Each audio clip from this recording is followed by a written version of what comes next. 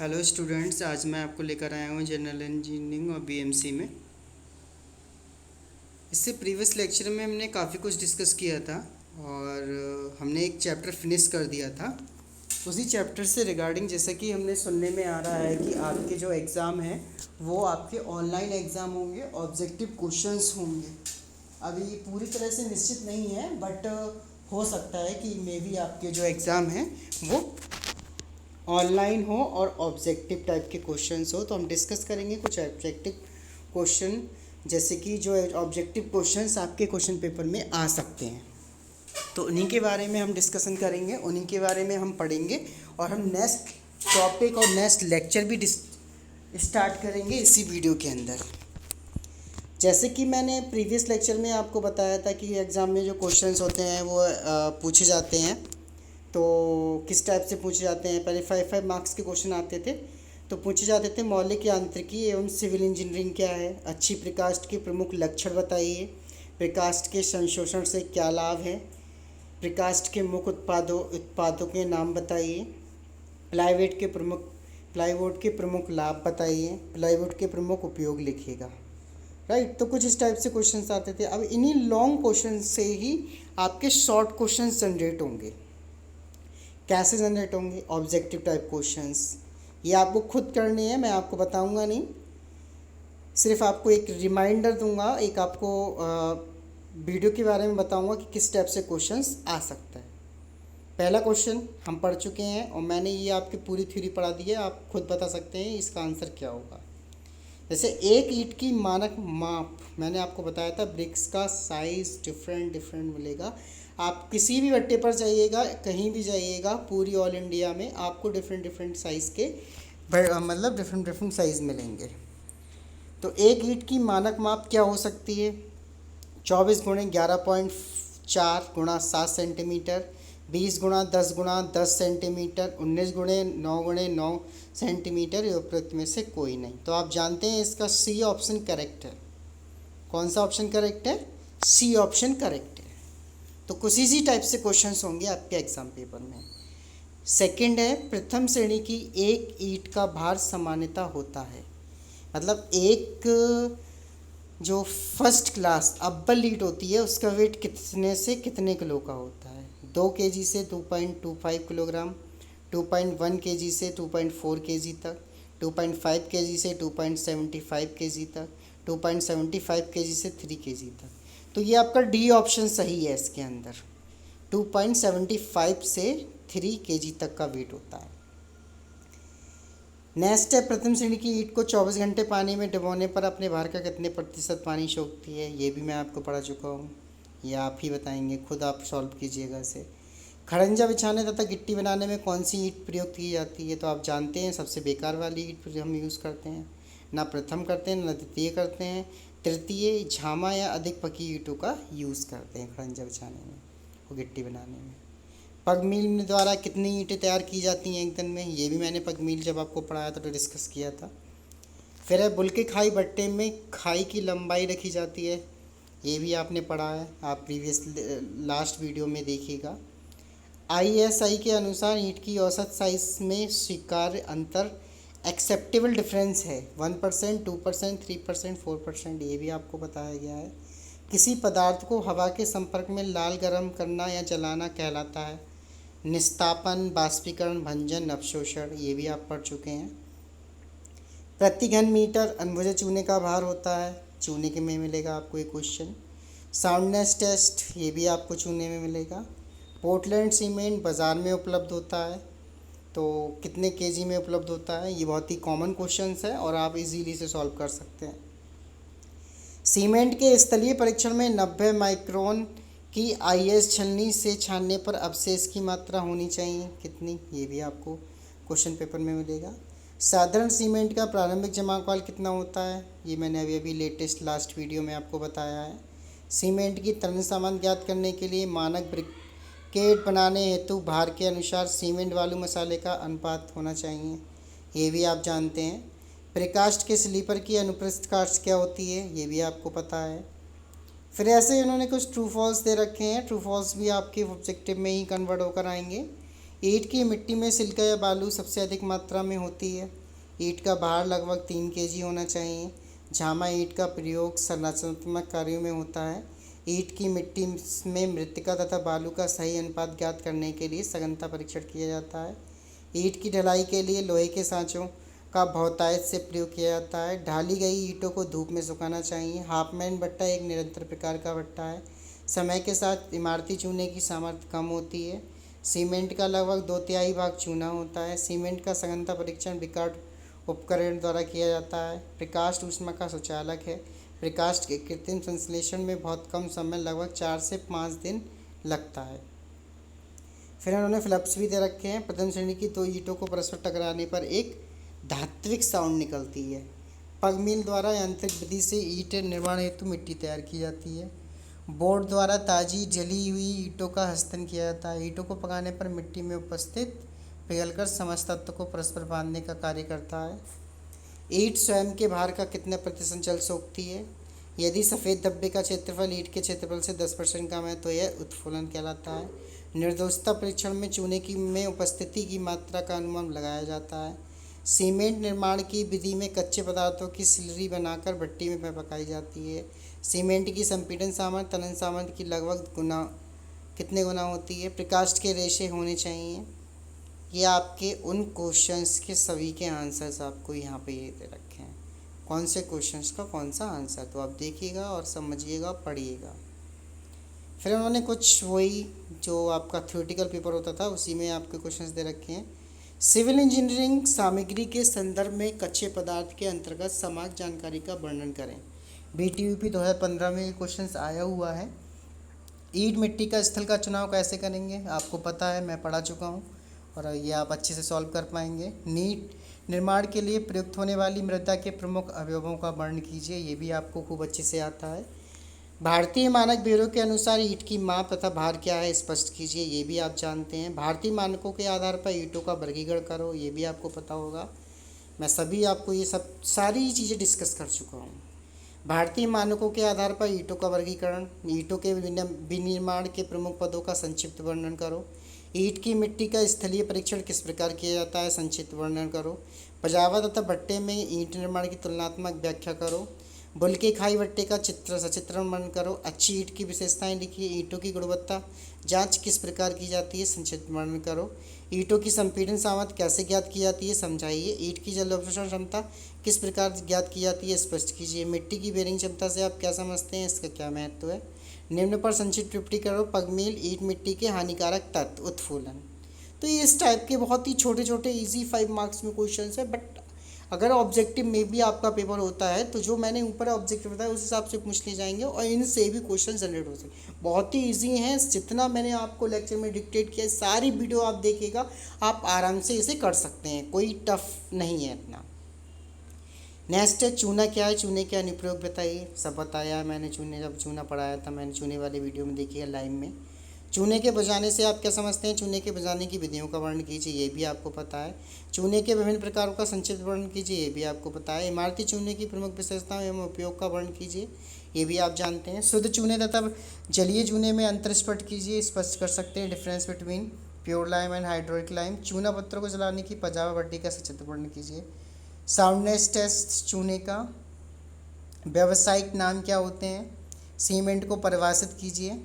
साधारण सीमेंट में कौन कौन से अवयव होते हैं, संक्षिप्त विवरण दीजिए। सीमेंट उत्पादन का भाव चित्र डायग्राम बनाइए। सीमेंट के उत्पादन के प्रमुख पदों पर संक्षिप्त वर्णन कीजिए। आर्द्र विधि द्वारा सीमेंट उत्पादन पर संक्षिप्त वर्णन कीजिए। चूने तथा सीमेंट में अंतर स्थापित कीजिए। सीमेंट की गुणवत्ता की जांच किस प्रकार की जाती है, स्पष्ट कीजिए। सीमेंट के स्थलीय परीक्षण के प्रमुख बिंदुओं को लिखिए। सीमेंट के मानक सघनता परीक्षण स्टैंडर्ड कंसिस्टेंसी टेस्ट ऑफ सचित्र समझाइए। सीमेंट के जमाव काल सेटिंग टाइम से आप क्या समझते हैं, इसे ज्ञात करने की क्या विधि है, समझाइए। सीमेंट की संपीड़न सामर्थ्य किस प्रकार ज्ञात की जाती है, स्पष्ट करो। सीमेंट की तनाव सामर्थ्य किस प्रकार ज्ञात की जाती है, स्पष्ट करो। प्रकाष्ठ के सामान्य दोष लिखें एवं चित्रों द्वारा स्पष्ट करें। पेड़ों का वर्गीकरण करें। प्रकाष्ठ के अनुप्रस्थ काट का स्वच्छ चित्र बनाकर विभिन्न भागों के नाम लिखें। प्रकाष्ठ के विभिन्न गुण एवं दोषों का वर्णन करें। इसके प्रमुख उपयोग भी बताइए। बाजार में प्रकाष्ठ किन किन रूप में मिलता है। प्रिकास्ट का संशोषण, सीजनिंग ऑफ टिम्बर, जो मैंने अभी लास्ट लेक्चर में पढ़ाया था। भट्टा संशोषण विधि का सचित्र वर्णन करें, इसके लाभ एवं दोष भी बताइए। प्रिकास्ट के क्षय के प्रमुख कारणों की विवेचना कीजिए। प्रिकास्ट का परिरक्षण जरूरी क्यों है, इसके लाभों को विवेचना कीजिए। प्रिकास्ट के प्रमुख उत्पादों का संक्षिप्त विवरण कीजिए। प्लाईवुड क्या है, इसके लाभ और अलाभ का उपयोग में वर्णन कीजिएगा। तो बहुत ही इजीली, बहुत ही पूरे चैप्टर जितनी वीडियो मैं आपको पढ़ा चुका हूँ सब वही आपके थ्योरी से, आपके चैप्टर से मिला हुआ है। इसके बाद हमारा नेक्स्ट चैप्टर स्टार्ट होता है फाउंडेशंस। फाउंडेशंस के बारे में पढ़ेंगे। फाउंडेशंस क्या होती है? फाउंडेशन यानी कि नींव। जब हम सिविल कंस्ट्रक्शन के अंदर कोई भी स्ट्रक्चर कुछ भी बनाते हैं, सबसे पहले हमारा एक बेस तैयार होता है, जो बेस हमें भूमि के नीचे वाले पार्ट को हम बोलते हैं फाउंडेशन और नींव। अगर मैं बात करूं सिविल इंजीनियरिंग के आधार पर, तो डेफिनेशन कुछ इस तरह से रहेगी। किसी भी संरचना का निर्माण करने के लिए पहले उसका एक आधार बनाना पड़ता है, जैसे कि मैंने आपको बताया। यही आधार नींव कहलाता है। क्या कहलाता है? यही आधार नींव कहलाता है। इस प्रकार की किसी संरचना का सबसे नीचे का भाग ही नींव होता है और नींव के ऊपर ही संपूर्ण संरचना का निर्माण होता है। और नींव प्रायः भूमि तल से नीचे बनाई जाती है और ऊपर से दिखाई नहीं पड़ती।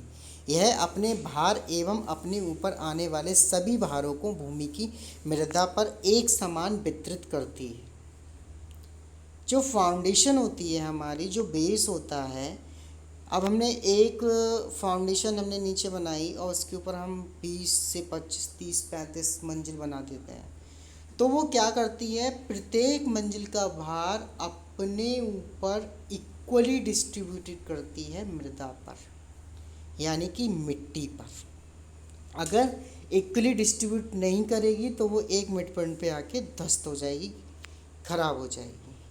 नींव के प्रमुख कार्य हैं। नींव संरचना कंस्ट्रक्शन के भार के नीचे अधिक क्षेत्र पर वितरित करती है, जिससे नीचे की मृदा पर भार उसकी धारक क्षमता बेयरिंग कैपेसिटी से कम रहता है। नींव भार को मृदा पर समान रूप से वितरित करती है, जिससे निस्यंदन भी समान होता है। अतः इससे असमान निस्यंदन के कारण संरचना में होने वाली दरारें भी नहीं पड़ती।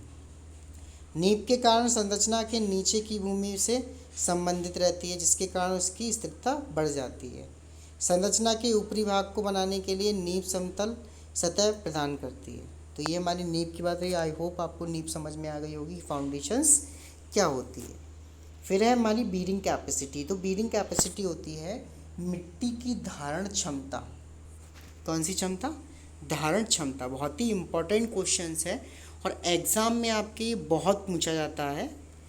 धारण क्षमता को हम निम्न प्रकार से परिभाषित कर सकते हैं। मृदा के इकाई क्षेत्रफल पर आने वाली संरचना के भार को सुरक्षापूर्वक वहन करने की क्षमता धारक क्षमता कहलाती है, या बियरिंग कैपेसिटी कहते हैं। एक होती है हमारी अल्टीमेट बेयरिंग कैपेसिटी, एक होती है सेफ बेयरिंग कैपेसिटी। भार का वह अधिकतम मान जो मृदा विफल होने से पूर्व वहन करती है, चरम धारक क्षमता कहलाती है। जैसे कि एक एग्जाम्पल लेते हैं। एक रूम में 60 लोगों की बैठने की व्यवस्था है और उस रूम के अंदर आपने 60 के 120 बिठा दिए, क्या होगा? सफोकेशन होगा, लोग बीमार होंगे। तो क्या थी, यानी इसकी लिमिट से ज़्यादा वो तब तक तो सहन करते रहे, मगर एक टाइम पीरियड के बाद फ्रैक्चर हो जाएगी। एक टेबल है, 4 लोगों के बैठने की व्यवस्था है उस चेयर पर, और आपने 8 से 10 लोग बैठा दिए, तो वो सब तक बियर लोड करती रहेगी जब तक वो फ्रैक्चर नहीं हो जाता। उसी को हम बोलते हैं ultimate bearing capacity. Safe bearing capacity क्या होती है? यह वह धारक क्षमता होती है जो नींव सामान्य कार्यकारी परिस्थितियों में रखती है। इसका मान चरम धारक क्षमता को सुरक्षक गुणांक से भाग देने पर प्राप्त किया जाता है। जैसे सुरक्षित धारण क्षमता, चरम धारण क्षमता बटे सुरक्षा गुणांक, फैक्टर ऑफ सेफ्टी। वास्तव में सुरक्षा गुणांक का मान संरचना के महत्व तथा मृदा के गुणों पर निर्भर करता है और नींव का अभिकल्पन करते समय इसका मान सामान्यतः 3 से 5 लिया जाता है। और किसी भी स्थिति में मृदा पर भार तीव्रता मृदा की धारक क्षमता से अधिक नहीं होनी चाहिए, अन्यथा संरचना विफल हो जाएगी, बेकार हो जाएगी। क्या हो जाएगी? विफल हो जाएगी। अब है धारक क्षमता को प्रभावित करने वाले कारक। तो प्रमुख निम्न कारक हैं। टाइप्स ऑफ सॉइल, प्रायः मोटे कण वाली मृदा की धारक क्षमता संसंजन मृदाओं कोर्सिव सॉइल की अपेक्षा अधिक होती है। Weight of structure, shape and size of foundation, types of foundation, depth of foundation, condition of ground water level, settlement, density, shear force. तो ये सारे फैक्टर हैं। आपके एग्जाम पेपर में पूछ लिया जाएगा कि कौन सा फैक्टर है फाउंडेशन का। इसके बाद हमारी स्टार्ट होता है नेक्स्ट टॉपिक, मशीन की नींव, मशीन फाउंडेशन। अभी हमने बात की थी नॉर्मल फाउंडेशंस की जो हमारे इस कंस्ट्रक्शन में यूज होती है। अब हमारी एक नई नींव आई है, मशीन फाउंडेशन। मशीनों का संस्थापन करते समय इस बात का विशेष ध्यान रखा जाता है कि उसकी नींव पर्याप्त सामर्थ्यवान हो, जो मशीनन के समय उत्पन्न बलों को सही प्रकार से भूमि में ट्रांसफ़र कर सके, और मशीन की नींव पर लगने वाले बल तथा भार बहुत जटिल होते हैं। यही कारण है कि नींव का अभिकल्पन करते समय पर्याप्त ज्ञान एवं अनुभव की आवश्यकता होती है। नींव के प्रारंभिक आकलन व निर्माण के लिए मशीन निर्माताओं संबंधित आंकड़े प्राप्त करने चाहिए। नींव के प्रत्येक भाग का अभिकल्पन उसके ऊपर आने वाले ऊर्ध्वाधर बार बल आघूर्ण अथवा ऐंठन, अनुदैर्ध्य तथा अनुप्रस्थ बल, कंपन, वाइब्रेशंस, तापीय प्रतिबल, थर्मल स्ट्रेसेस तथा नींव के स्वयं के भार आदि के उच्चतम प्रभावों के लिए किए जाना चाहिए। मशीन की नींव के अभिकल्पन में कंपनों का विशेष महत्व है। इसके प्रभाव को सीमित रखने के लिए उचित प्रावधान रखना चाहिए। मशीन नींव को भारतीय मानक कोड IS कोड 1944, 1966, 1967 के आधार पर ही बनाई जाती है।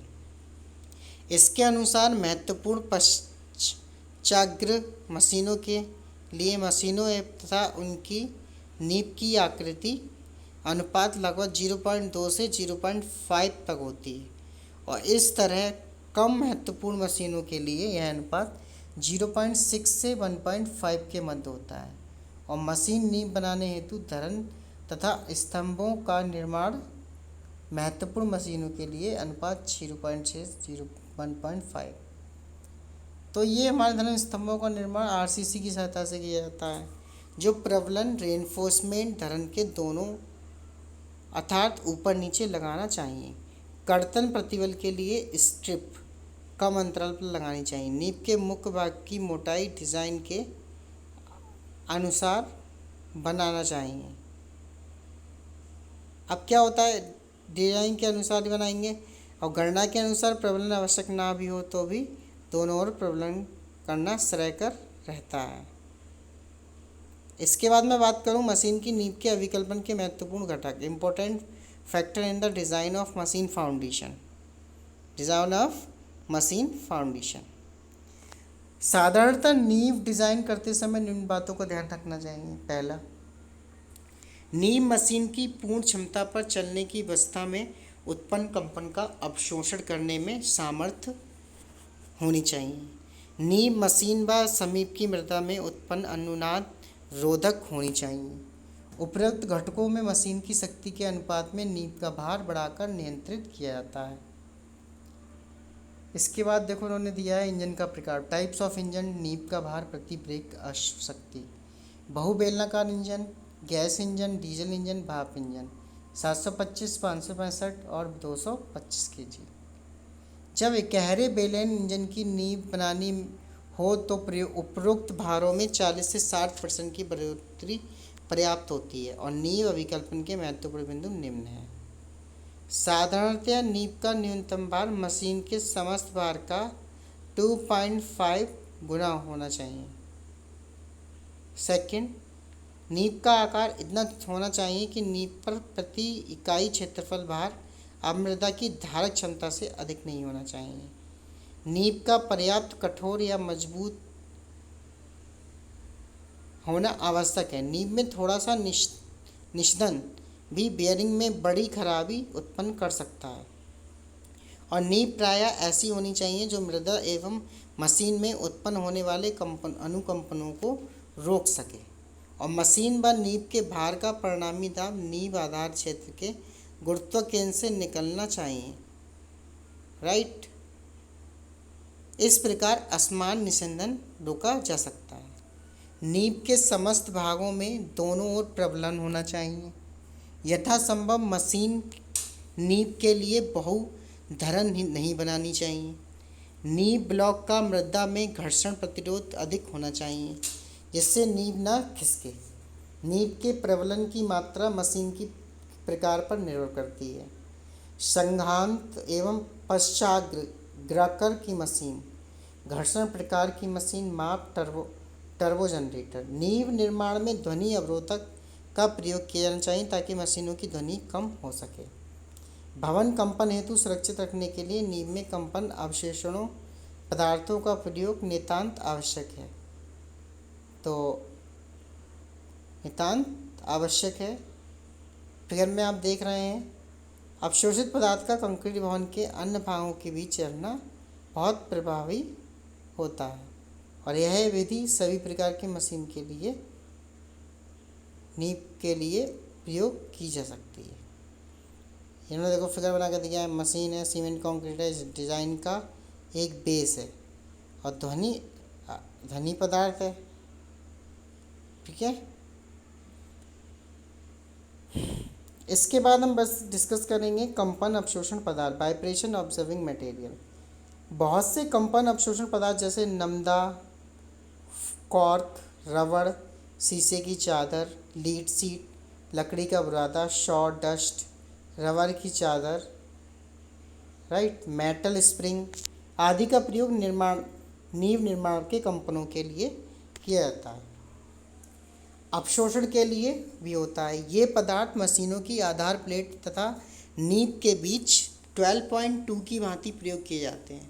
इसके अतिरिक्त मशीन में आधार प्लेट तथा नींव के मध्य स्प्रिंग लगाए जा सकते हैं जैसे कि चित्र में देख रहे हैं। और इस विधि में भवन के अन्य भागों में कंपन उत्पन्न होने की संभावना से बचा जा सकता है। और इसके अतिरिक्त मशीन की नींव में एंकर बोल्ट का प्रयोग करके भली भांति जकड़ देना चाहिए। राइट। तो देखो यहाँ पे इन्होंने मशीन्स के बारे में डिस्कस किया हुआ है, कुछ खास नहीं है, आपके क्वेश्चन में चित्र नहीं आएगा। फिर है हमारा फाउंडेशन बोल्ट। फाउंडेशन बोल्ट क्या होता है पढ़ेंगे। देखो अब आपसे क्वेश्चन पेपर में क्वेश्चन पूछ सकता है कि फाउंडेशन बोल्ट क्या है, व्हाट इज़ फाउंडेशन बोल्ट। तो मशीन परिचालन के पश्चात उसका स्थिर अवस्था में रहना बहुत ज़रूरी होता है। इसीलिए मशीनों को नींव पर आधारित करने के लिए विशेष प्रकार के बोल्ट, जिन्हें नींव बोल्ट, फाउंडेशन बोल्ट कहते हैं, प्रयोग किए जाते हैं। मशीनों को स्थिरता प्रदान करने के लिए उसे बोल्टों से बांध देते हैं। और नींव बोल्ट की यह विशेषता है कि इनका नींव के नीचे का भाग ऊपर वाले भाग की अपेक्षा चौड़ा होता है और ऊपर के भाग में चूड़ियाँ कटी होती हैं और चौड़ा होने के कारण बोल्ट नींव से बाहर नहीं आता। और सामान्यतः प्रयुक्त होने वाले नींव बोल्ट निम्न हैं: आई bolt, T sheets bolt, lavish bolt, rack bolt, वर्गाकार बोल्ट। राइट। को देखो ये नींव की star T sheets bolt, lavish bolt, rack bolt, वर्गाकार बोल्ट। फिर है establishment of machine. Establish of machines क्या होती है। मशीन की आधार प्लेट में छिद्र बने होते हैं जिनसे ये बोल्ट कसे जाते हैं और आधार प्लेट में छिद्र की उपस्थिति के हिसाब से नींव में बोल्ट लगाए जाते हैं। और नींव बनाते समय बोल्ट के शीर्ष को जाम कर दिया जाता है और चूड़ी वाला भाग ऊपर रखा जाता है। अब जैसे ही नींव सूखकर मजबूत हो जाती है तब मशीन की आधार प्लेट नींव के ऊपर रख देनी चाहिए और बोल्ट में नट लगाकर चूड़ी कस देनी चाहिए। फिर है नींव की असफलता का कारण एवं बचाव। तो नींव की असफलता का कारण और बचाव क्या हो सकता है। अधोभूमि पर स्पर निस्यंदन के कारण, प्रयोग किया जाए नींव के नीचे जमीन के जो मिट्टी है वो बेकार हो जाएगी। चिनाई का असामान्य स्पंदन कारण, चिनाई सही से नहीं हो, मसाला आपने घटिया क्वालिटी का लगाया हो, तो जिससे क्या होगा, नींव विफल हो जाएगी। पार्श्विक दाब के कारण संरचना का उलटना, overturning due to lateral pressure. यह दोष दीवार पर लगन वाले पलों के कारण उत्पन्न होता है जो दीवार को झुकाने का प्रयास करते हैं। आधी तूफान के कारण, डार्ट के प्रघात शॉक के कारण, ढालू छत के प्रघात के कारण, उत्केंद्रित भार के कारण, उपयुक्त कारणों से समस्त भार निम्न किनारे कार्य करते हैं। नींव के नीचे की मृदा से जल निकल जाने के कारण संकुचन होना, संरचना के समीप एकांकी पेड़ खड़ा होना, भूजल का बहुत अधिक नीचे चले जाना, सरंध्र पोर्स होना, मृदा के ऊपर का नम मृदा संरचना बनना। क्योंकि वृक्ष की जड़ें उसकी ऊंचाई से अधिक त्रिज्या एवं वृत्ताकार क्षेत्र में पानी सोखती हैं, इसीलिए नींव के पास कोई भी पेड़ खड़ा हो तो नींव के नीचे को मृदा के जल अवशोषित कर लेती है, जिससे मृदा संकुचित हो जाती है। ठीक है, संरचना के समीप की मृदा को पार्श्विक रखना। ठीक, तो ये हमारा कुछ हमने कारक पढ़े। फिर है हमारा cement concrete, new. Cement concrete क्या होता है, आइए देखते हैं सीमेंट कंक्रीट क्या होता है। सीमेंट कंक्रीट हमारा जब हम फाउंडेशन बनाते हैं तभी यूज़ होता है। सीमेंट कंक्रीट एक बहुत उपयोगी भवन निर्माण सामग्री है जो कंक्रीट में सीमेंट तथा पानी उचित अनुपात में मिलाकर तैयार किया जाता है। सीमेंट कंक्रीट इस्पात तथा प्रकाष्ठ आदि अन्य भवन सामग्री में से अधिक प्रयोग की जाती है। इसके प्रमुख अवयव हैं, उनके कार्य निम्न हैं। सीमेंट पढ़ चुके हैं आप। सीमेंट कंक्रीट में सामान्य रूप से प्रयोग होने वाला पोर्टलैंड सीमेंट ही प्रयोग किया जाता है, ओपीसी, ऑर्डिनरी पोर्टलैंड सीमेंट। इस प्रकार के सीमेंट में लगभग 65% चूना और 35% चिकनी मिट्टी होती है। फिर है हमारा बालू, महीन मिलावे के रूप में सामान्यतः बालू का ही प्रयोग किया जाता है, नदियों झीलों आदि से प्राप्त की जाती है। फिर है मोटा बालू, डस्ट, मोटे मिलावे के रूप में कठोर पत्थर का प्रयोग किया जाता है और सामान्यतः ग्रेनाइट, बलुआ पत्थर, बेसाल्ट, टैप, लेटराइट इत्यादि का प्रयोग मोटे मिलावे के रूप में प्रयुक्त होते हैं। फिर है हमारा वाटर, पानी। पानी का प्रयोग करके सीमेंट कंक्रीट के घोल बनाए जाते हैं और सुगट्ट बनाए जाते हैं। पानी को सीमेंट में मिलाने पर कुछ रासायनिक क्रियाएं, जिन्हें जलयोजन क्रियाएं कहते हैं, घटित होती हैं। इसमें झिल्ली का निर्माण होता है जो मोटे तथा महीन मिलावों को घेर लेती है और जैसे कि यह सूखती है तो पत्थर का रूप ले लेती है और उच्च गुणवत्ता का बंधन बनाने के लिए स्वच्छ चिकनाई रहित पानी का प्रयोग किया जाना चाहिए। सीमेंट कंक्रीट मिलावे का आयतन तथा भार निम्न प्रकार लिया जाता है। महीन तथा मोटा मिलावा संपूर्ण आयतन का 75%, पानी का सीमेंट संपूर्ण आयतन का 25%। The cement concrete is a mixture of cement, sand, pebbles, crushed rocks, water, which when placed into the skeleton of forms and allowed to cure becomes hard like a stone। कह रहा है cement concrete is the mixture, जो cement concrete होता है वो mixture होता है cement का, बालू का और भी कई सारे रासायनिक तत्वों का।